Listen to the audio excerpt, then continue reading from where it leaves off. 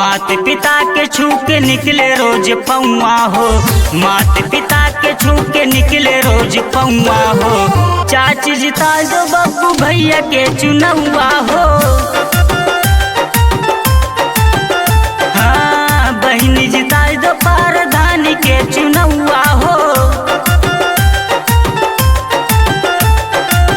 जितना ही चोर बाटे छोड़ के भगी है गौआ हो, जितना ही चोर बाटे छोड़ के भगी है गौआ हो। चाची जिताई दो बब्बू भैया के चुनौआ हो,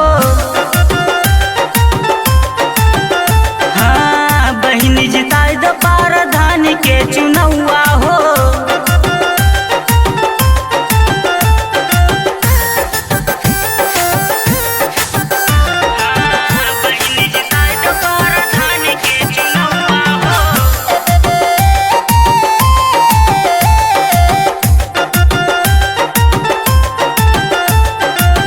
जितना गरीब हवे दिया है भैया साथ हो, अब की गौआ में करी है खूब विकास हो, अब की गौआ में करी है खूब विकास। हाँ जितना गरीब हवे दिया है भैया साथ हो, अब की गौआ में करी है खूब विकास हो।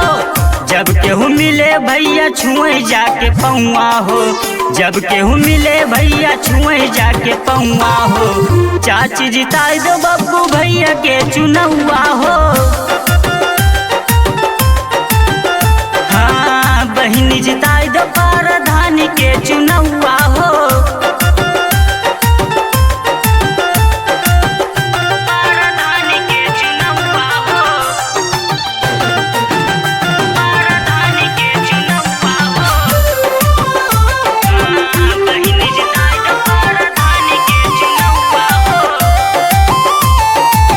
वकील बेदर्दी राहुल घर चलावा हो, अपने हुसैनाबाद के नाम चमकावा हो, अपने हुसैनाबाद के नाम चमकावा। हाँ वकील बेदर्दी राहुल घर चलावा हो, अपना हुसैनाबाद के नाम चमकावा हो।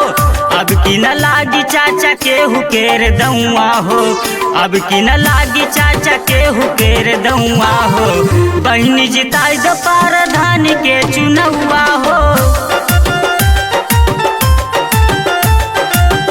चाची जिताई दो बब्बू भैया के चुनौआ।